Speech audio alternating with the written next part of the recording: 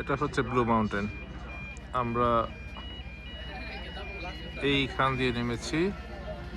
এই হচ্ছে ট্রেনের রাস্তা। জাস্ট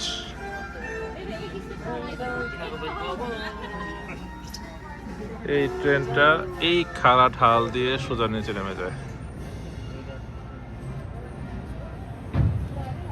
এইভাবে। এটা হচ্ছে পৃথিবীর সবচেয়ে খাড়া ট্রেন।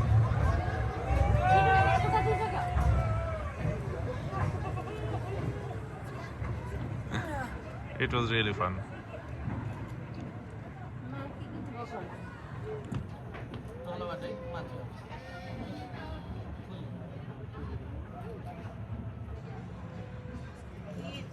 Look.